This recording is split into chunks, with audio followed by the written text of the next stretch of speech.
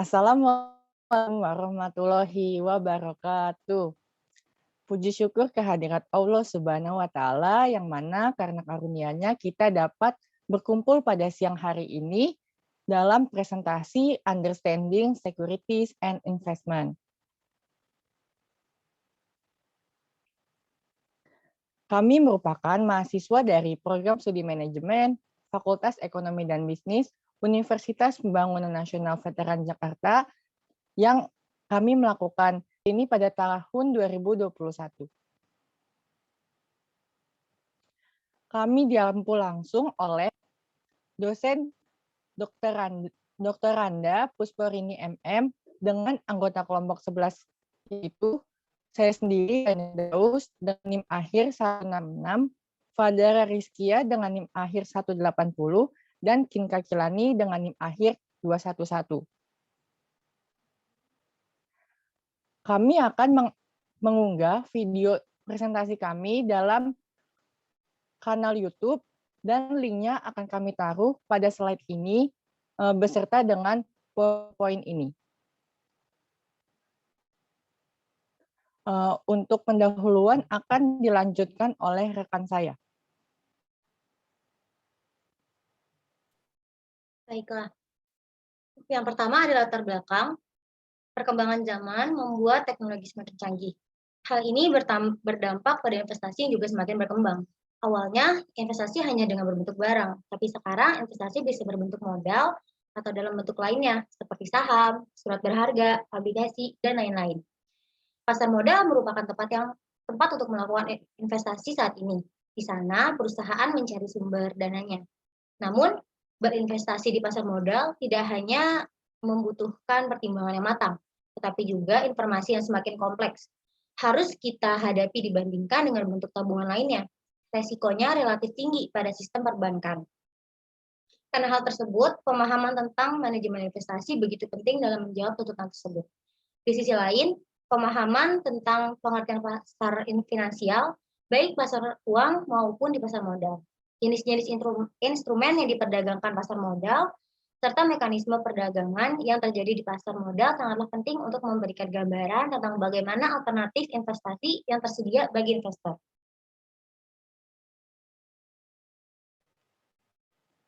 Selanjutnya ada pembahasan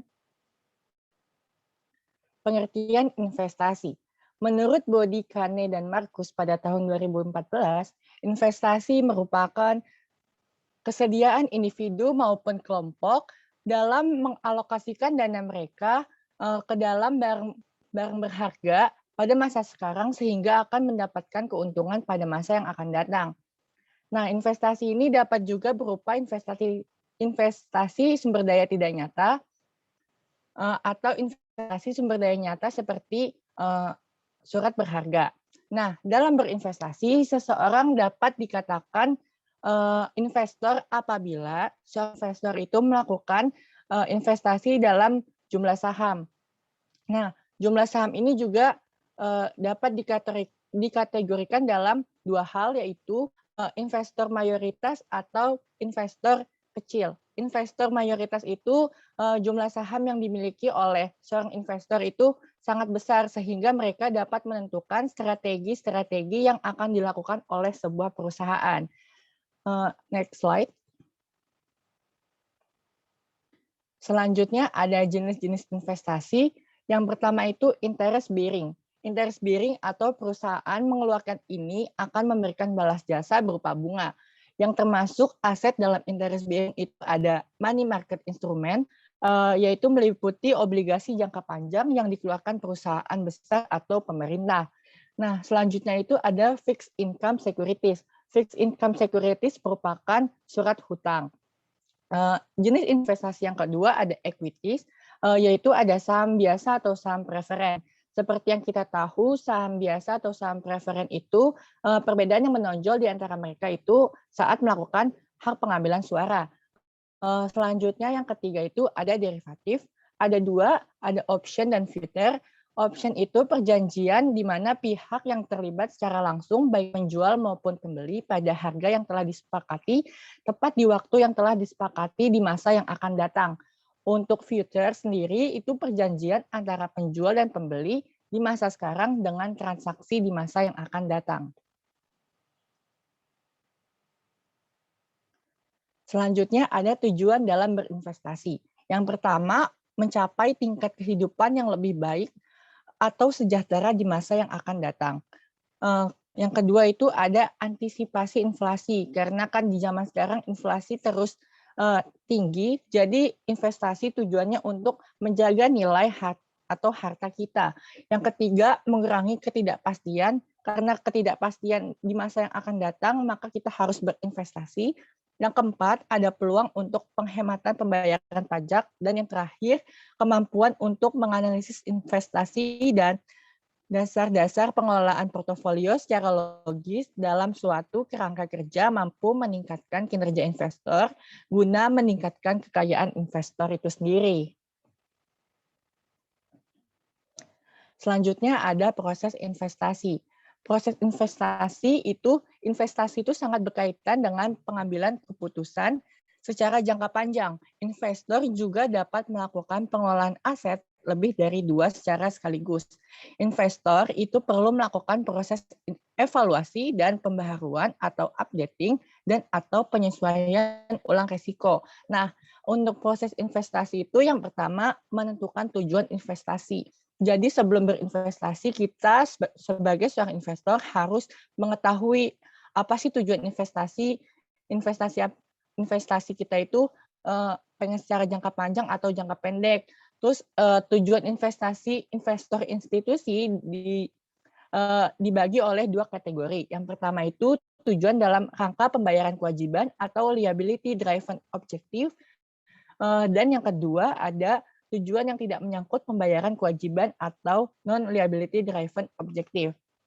Selanjutnya yang kedua, melakukan risk profiling. Nah, melakukan risk profiling ini adalah sebagai investor kita harus tahu resiko-resiko apa aja nih yang akan menjadi di masa yang akan datang itu ruginya besar atau tidak, tinggi atau tidak, dan kita harus mencari tahu instrumen-instrumennya. Selanjutnya ada pengelolaan aset.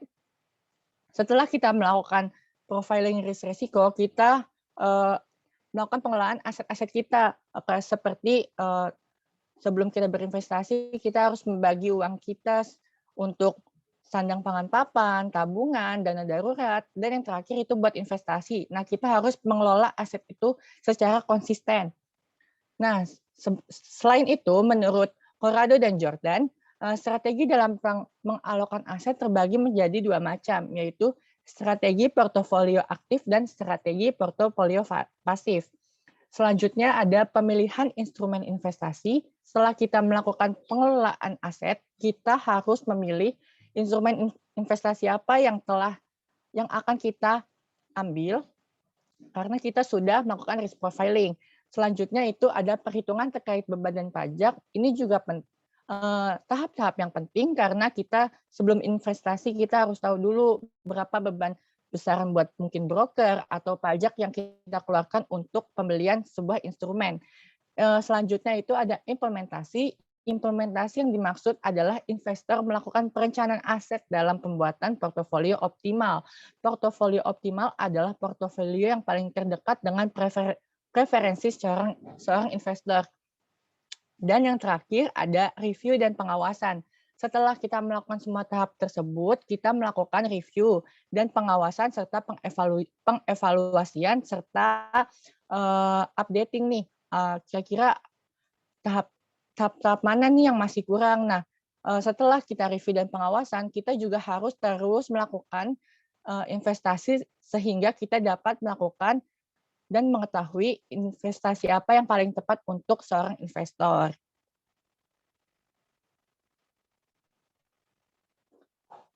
Selanjutnya dilanjutkan oleh rekan saya. Selanjutnya ada implementasi dalam bisnis. PT Bank Negara Indonesia Persero Tbk memberikan sejumlah dana kepada PT Garuda Food Putra Putri Jaya Tbk senilai 1 triliun dengan jangka waktu fasilitas kredit selama 60 bulan. Fasilitas tersebut dinamakan fasilitas kredit bilateral yang mana tujuannya adalah mengakuisisi fasilitas klub deal dari beberapa bank kepada PT Garuda Putra Putri Jaya Tbk dalam rangka akuisisi saham PT Mulia Boga Raya Tbk serta untuk mendanai hutang bank jangka panjang. Pemberian fasilitas tersebut telah ditandatangani pada perjanjian dan seremoni pertukaran plakat yang dilanjutkan oleh kedua belah pihak pada 30 November 2021. Direktur Utama BNI Royke Tumilar menyatakan pemberian fasilitas kredit ini merupakan salah satu bentuk sebuah komitmen BNI dalam mendukung kemajuan bisnis, khususnya sektor FMCG. Ia juga menambahkan industri FMCG merupakan kunci terkuat yang dapat menghadapi dampak negatif pandemi COVID-19. Setelah menyaksikan materi yang telah dijelaskan oleh rekan saya, Dani dan Fadara, saya akan melanjutkan bab 3, yaitu analisa kasus.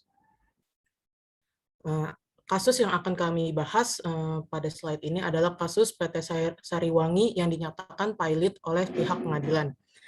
PT Sariwangi Agricultural Estate Agency, atau yang disingkat dengan SAEA, dan anak perusahaannya PT Maskapai Perkebunan Indo Sumber Wadung, yang disingkat dengan MPISW, yang dinyatakan pilot.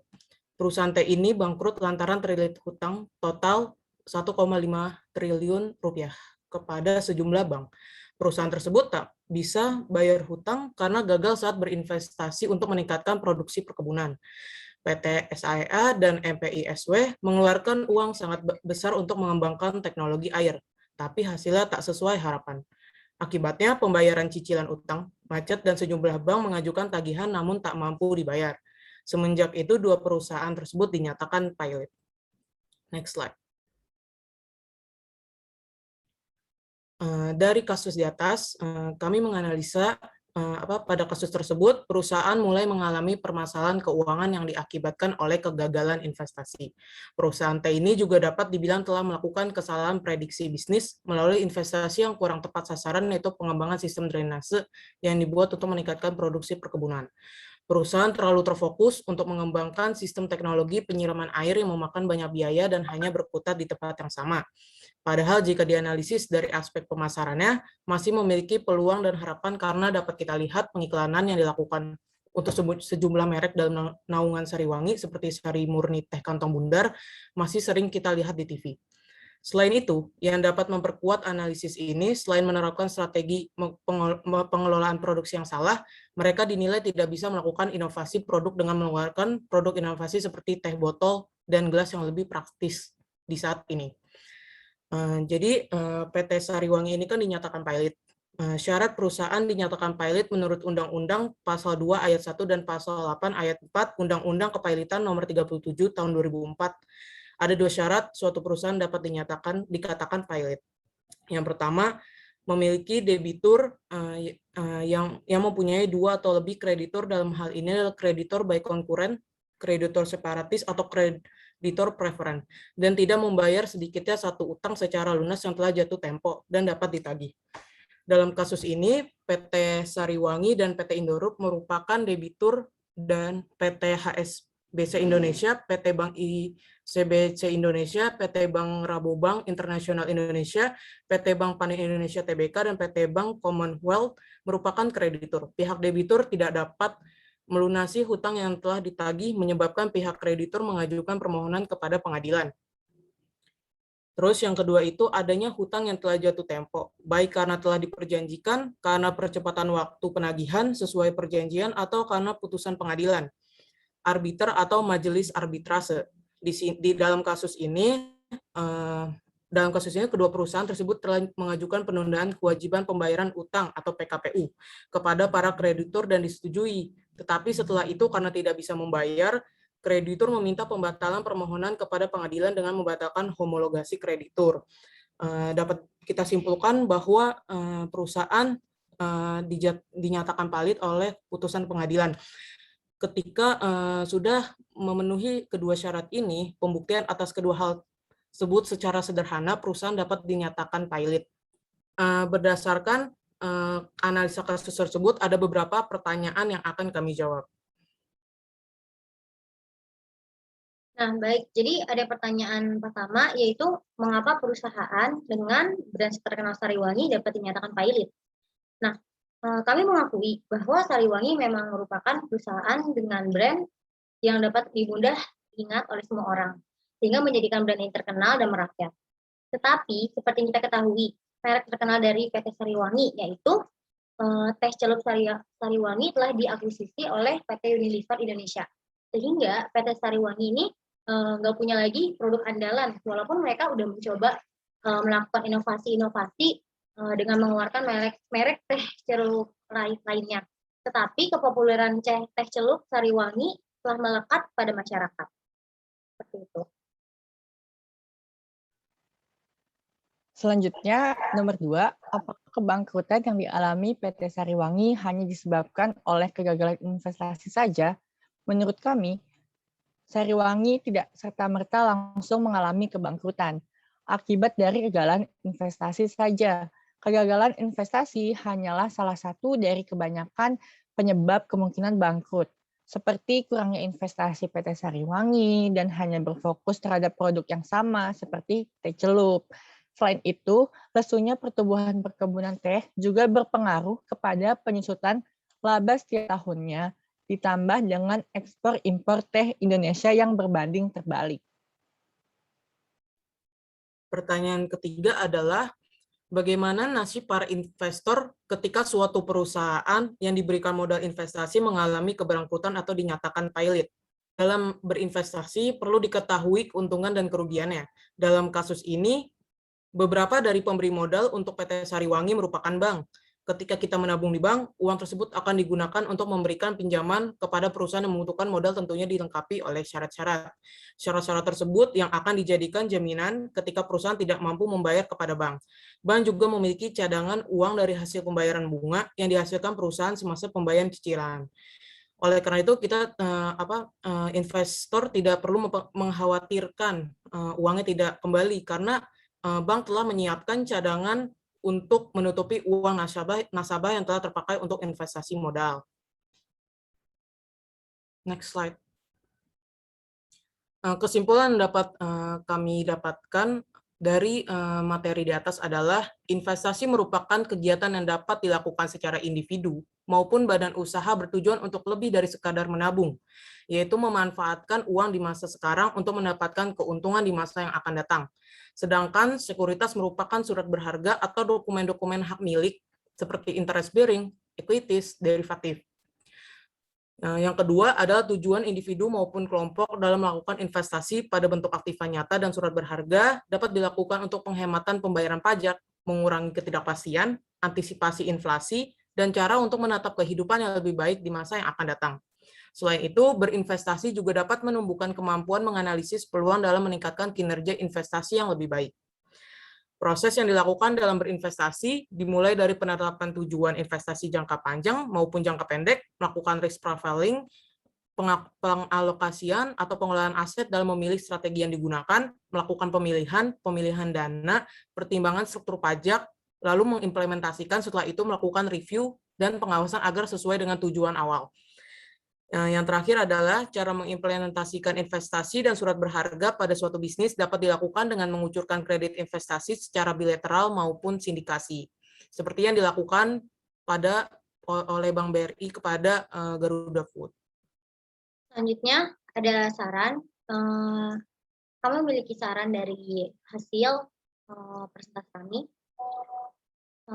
Yang pertama ada PT Sariwangi sebaiknya dapat melihat target pasar saat ini. Karena kemungkinan besar saat ini orang akan membeli produk instan seperti teh kemasan botol atau gelas. Tidak hanya PT Sariwangi, untuk semua bisnis dapat lebih menganalisa risk profiling ketika ingin berinvestasi. Kemudian pemerintah sebaiknya memberikan pelatihan terhadap masyarakat mengenai investasi serta meningkatkan literasi generasi Indonesia yang gemar berinvestasi. Kemudian yang ketiga, ada masyarakat sebaiknya dapat lebih terbuka terhadap investasi dengan mengikuti pelatihan yang diadakan oleh pemerintah. Baiklah, sekian presentasi dari kelompok kami. Kami harap apa yang kami presentasikan dapat menambah wawasan penonton, dan kami ucapkan terima kasih sekali lagi kepada kepada dosen pengampu kami, Ibu Dr. Anda Puswarini MM. Sekian dan terima kasih. Wassalamualaikum warahmatullahi wabarakatuh.